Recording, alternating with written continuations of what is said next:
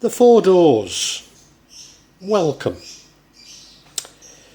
Hikmah, or hikmah, from Arabic, literally means wisdom, philosophy, rationale or underlying reason. And it's an important concept in Islamic law and philosophy. It's really about coming to know the essence of being, how things really are, or a man becoming an intellectual world in himself, corresponding to the objective world. Another important word is Irfan. It literally means knowledge, awareness, wisdom. But this is more through gnosis. Now, Islamic mysticism, I mean, it's a vast range of theoretical and practical practices, often intertwined with Sufism, but not necessarily always. And there is the argument that Sufism isn't a movement, but is something practiced by all Muslims. I'm not certain. Well, yes, I do agree with that, but I mean, there clearly are Sufi sects. So, you know, both are true, I suppose. However, Islamic mysticism is, and this is why, you know, we all practice it. It is one of the Islamic sciences, alongside theology and philosophy. So, you know, there's these two sort of views of Sufism, and you know, both are true. I mean, there's no point in arguing over it, although believe me, people do. Now, I've spoken about seven veils within Kejawen. Well, within Sufism, there's four stages or doors to enlightenment. And while they don't directly or even loosely correspond to the seven veils of Kejawen, they do serve a similar purpose, because they are talking about moving towards enlightenment.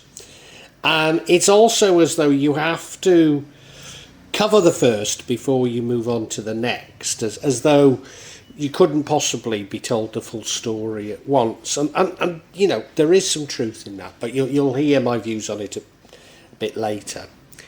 And the four doors is certainly a concept within Sufism, or Tasawwuf, to give it its Arabic name, and to a lesser extent other branches of Islam, such as Ismailism and Alevism. Now, in Alevism, it's quite interesting, because not only do they have four doors, but they have 10 stations in each of these four doors. You're probably saying, well, what the hell is Alevism, or Anatolian Alevism? Well, it's a local Turkish Islamic tradition whose adherents follow the mystical Alevi Islamic teachings of Haji Bektash Veli, who is supposed to have taught the teachings of Ali and the 12 Imams. Hence, in full, the four doors are known as the four doors and 40 stations. And for an overview, these doors are Sharia, so the legal path; Tariqah, the methodical esoteric path; Hakika, the mystical truth; and final, Marafat, the mystical knowledge and awareness, or mysticism. And as always, Rumi has a wonderful quote that's so pertinent. As you start to walk on your way, the way appears. He's great, isn't he? And in fact, there's another of Rumi's quotes that really does explain this, because of these four doors, or this path, is sometimes known as taking the pearl. And yeah, it's based on one of his poems where he says, "Take the pearl and leave the shell behind." Shariat. So Sharia is Islamic law. It doesn't mean chopping off people's hands as you think of it in the West, although of course that does go on in the name of Sharia, but you know. I'm not here to defend the indefensible, you know. So yeah, don't even get me on that one. Or if you like, Islamic jurisprudence as revealed in Al-Quran and the Sunnah. Now, it's argued the first step in Sufism is to follow every aspect of the law. And the purpose of this is to prove your love for God by rigorous self-discipline and a constant attention to conduct. So, pardon me, when the Sufi fully lives his or her life according to Sharia, he is ready to progress, he or she is ready to progress to the second stage. And this adherence to earthly rules is important because it recognises that the spirit of the man or woman is affected by the actions of the body. In this way, bringing the body under the will of God also purifies the spirit, so the pure spirit is essential to moving on. And now, you've probably heard me, you know, as I say, I'm not going to defend Sharia. There is no problem. Well, is there? I have a bit of a problem with law, full stop. I have a bit of a problem with man-made laws. Now, clearly, I talk about principles that we should all follow. And the problem I really have is in people policing them and punishing those who don't adhere to them. So, you know, I'm all for principles, and I'm all for people keeping to those principles. But when others set themselves up as police, judge, jury, punishers, then I believe that they're acting as though they're Allah, which is, in my mind, shirk. So I've got a bit of a problem with it. Now, I think, in part, I've got to be self-critical, and it's because I'm a Westerner. I'm hanging on to my Western individualism. I'm not really submitting, and I should do. Now, of course, I could rely. There is a part of Al-Quran, Surah 3:31, that I could quote in support of my view, but, well, I'll tell you what it is. Say to them, O Messenger, if you indeed love God, then follow me, so that God will love you and forgive your sins. God is all forgiving, all compassionate. So yes, I do some things which are haram from time to time, such as when I'm in Jakarta, I go and have a drink occasionally. But, you know, it's all about, well, no, it's not, I shouldn't do it, but it's all about interpretation. So usury is also haram. And I believe fiat money, well, maybe money full stop, but certainly fiat money is usury. So every Muslim all the time is committing usury, which is haram.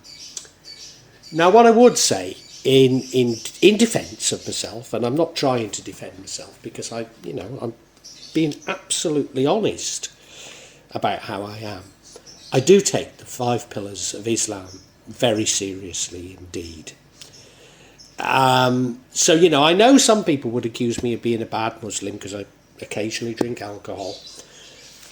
But, you know, what I would argue is that, you know, there's 5 pillars to Islam and I take those extremely seriously. In other words, I do virtually every day pray 5 times. Yeah, I really do. Anyway. Tariqah. Tariqah or Tariqah in Arabic means the path and denotes a Sufi brotherhood or a Sufi order. So a Tariqah or Tariqah is a school or order within Sufism, or specifically a concept for the mystical teaching and spiritual practices of such an order, with an aim of seeking Hakika, which translates as the ultimate truth. Now, the orders are led by sheikhs, who are spiritual leaders and mentors to the Sufis. Sheikhs often can trace, I mean, you know, this is debated in different parts of Islam, but they can often trace a lineage directly back to Muhammad. And they supposedly have the ability to perform miracles. So, you know, again, coming back to my Kejawen beliefs, where magic is used, very often imams and ustads are able to help cure people who've been harmed by magic. And that's seen as a very valid part of their job. Well, sorry, imam isn't a job. I'll explain that another time to you. They take on, so these schools take on people, almost always they're male, that are committed to the Sufi lifestyle and want to progress further in their spiritual education.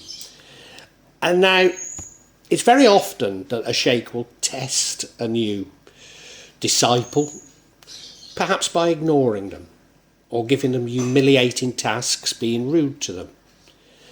And when they pass these tests, he is introduced to awad, a series of prayers that are generally exclusive to that order.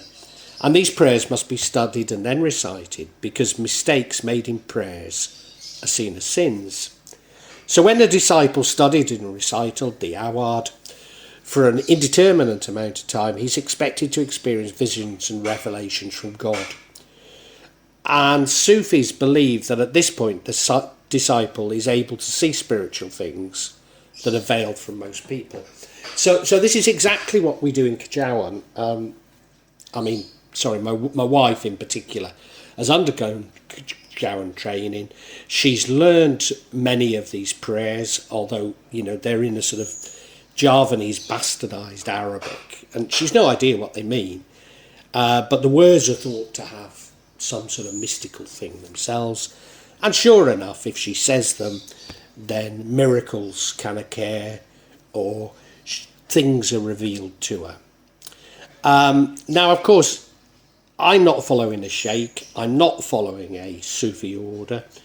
If you like, Parkano is my guru. But he's not giving me any Kejawen teaching as such.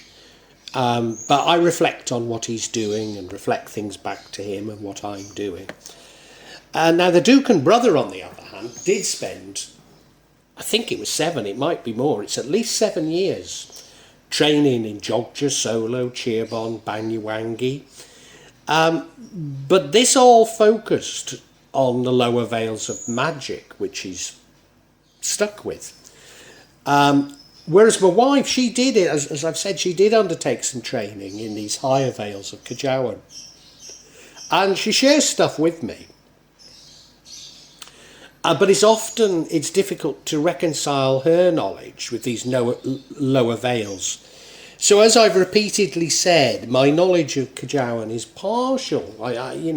Despite me making this channel and trying to impart some wisdom to people, I'd be the first to admit that it's partial. And it comes largely from my wife's understanding. Hakikat, or Hakika, is what is real, genuine, authentic. What is true in itself and of itself through metaphysics. So a Hakika is the knowledge that comes from communication with God. Knowledge gained only after Tariqah has been undertaken. And, Room is always great on this. Reason is powerless in the expression of love. So maybe say a sheikh that has advanced through Tariqah has Hakika, and he can see into the lives of his disciples in a spiritual sense. His knowledge of pregnancy, sickness before his disciples tell them. And, I've seen this done many times by Dukan, by Ustads. They're not sheikhs, but they know if people, they know if they're ill. Parkano can tell you exactly what's wrong with you and what you need to do. And, people will say, yeah, you're pregnant, and it's true. So these people can see beyond the physical world because of their proximity to God. and possession of this Hakika. So Hakika's less of a stage or a door in itself, and more indicative of this higher level of consciousness, which precedes the final stage, Marifa. Now, my powers of perception and divination have been growing and growing. But, you know, I'm a Westerner. I have to fall back on my tarot cards. I have to fall back on something that feels like science. I can't go as Parcano does and simply look at his hands and it's revealed to him. But these powers in me are growing. But I don't want to say I've got anything like the stage of Parcano or what we're talking about here. Based on sort of a rudimentary knowledge of, say, Western medicine, or, you know, well, I never studied biology, so I can't say human biology, but yeah, a rudimentary knowledge of Western medicine. And people presenting themselves to me, and my powers of divination, I can often work out what's wrong with people, and I can often tell them what herbs and medicines they need to take. But as I say, you know, Parcano will say, well, you need this herb, you need this fruit, and you boil them up, and you take them 3 times a day for 3 days, and you'll be cured. All I say is, well, try these herbs until it's worked, you know. So I've not reached anything at that level, but I know what it's talking about. Marafat. So we've reached the final door now. So Marafat is knowledge acquired through experience. So this is not only, you know, the thing about Parcano is not only can he tell you what's wrong with you, but he's absolutely certain of it. And he is, because he's got the experience, he's done it many times and he's been proved right, or if he's been proved wrong, he's learnt an even bigger lesson, hasn't he? But, you know, I'm scratching around in the dark. I don't want to suggest I've got anything like that. Now, a seeker of Marifa is called an Arif, the one who knows. So it's a term used by Sufis to describe the spiritual knowledge or spiritual youth, Hakika, having lived through these Hakika experiences. So the acquisition of Marifa was not the result of learning, but through gnosis. And when we say through gnosis, I mean, this has happened to me many, many times. And it's almost as though you get a download from God or Allah or the universe, and suddenly you know things that you've not been taught, that you didn't know before, but you just absolutely know them. And it's sort of, yeah, you receive an illumination. I call it a download, but yeah, illumination's nicer, through the grace of God, you know, and it's mystical. So the finest expressions of Marifa can be found in Rumi's poetry. And yeah, also Ibn Arabi, you know, his poetry. The pursuit of Marifa is most commonly associated with Sufis. And the search for Marifa is known as Hikmah. But it's also become part of Shiite ideology. So Sufis could be Shiite or could be Sunni, but they're normally associated with Sunnis. But this sort of search for this knowledge is part of more mainstream Shiite Islam. And the final goal is fana, annihilation. And this is an ethical concept of annihilating one's own qualities. And according to the Prophet, he said, take over the qualities of God by slowly developing into a complete extinction of the personality. Or as Rumi said, the desire to know one's own soul will end all other desires. So this really is reaching the oneness of God that I've talked about, of dissolving the ego. or as Sufis would call it, the ascent to the heart of God.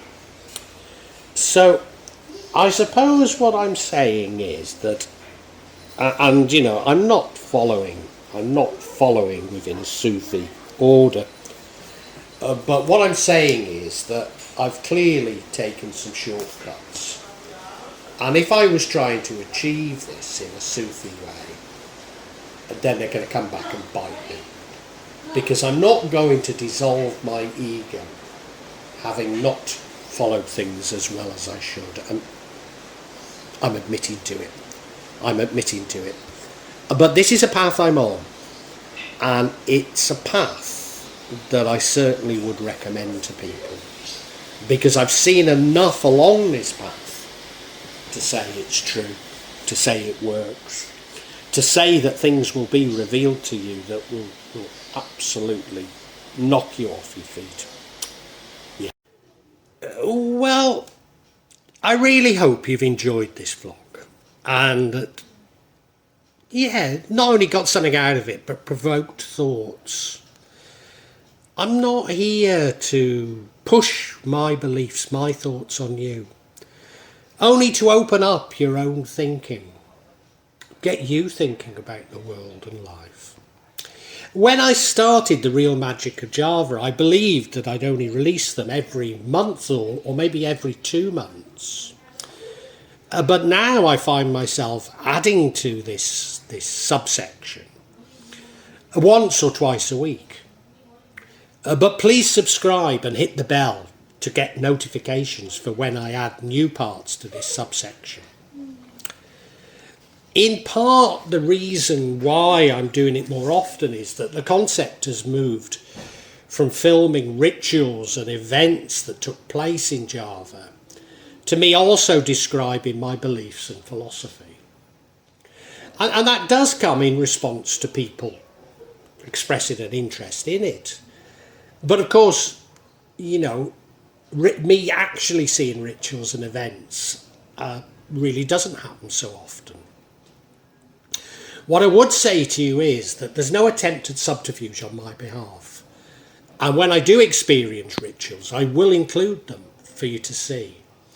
And as I say, there's no way I'm trying to mislead you. And if I believe there is subterfuge, if I uncover it, I will point it out to you. I'm trying to be as honest as I can be.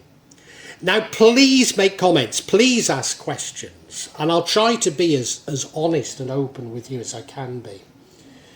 Of course, there will be some of you who disagree with me, particularly when I talk in terms of my own beliefs, my own feelings. And, you know, you're welcome to alternative feelings, and we can agree to disagree. Sometimes I find that people on YouTube can be unnecessarily attacking and aggressive, and at times I don't restrain myself enough, and I apologise, but it's not my intention to put anybody down, you know. I know what I talk about can be emotive, and it can be challenging to your beliefs. But, you know, I'd love to enter an open discussion, a heartfelt discussion. But unfortunately, I often come across things that are, especially when people quote the scriptures to me, I've just no idea where it takes us, you know. Because I'm speaking from the heart, you know. I mean, you know, sorry, if you want to quote the scriptures at me, do so, but it doesn't have much impact on me, you know. I personally have no desire to impose my feelings on you, and I suppose when people try to do it to me, it washes off, you know.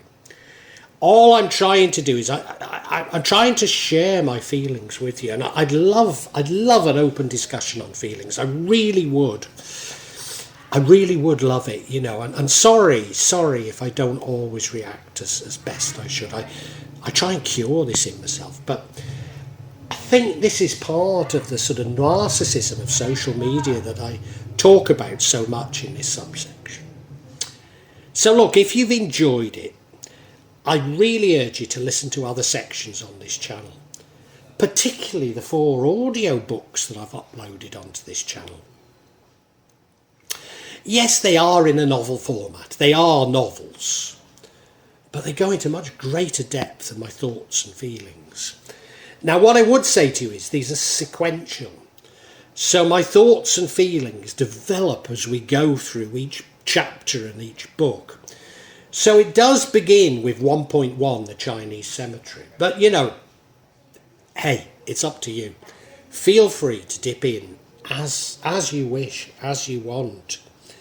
And, you know, really heartfelt thanks for listening to this. And I really want to say a great big thank you, and God bless you.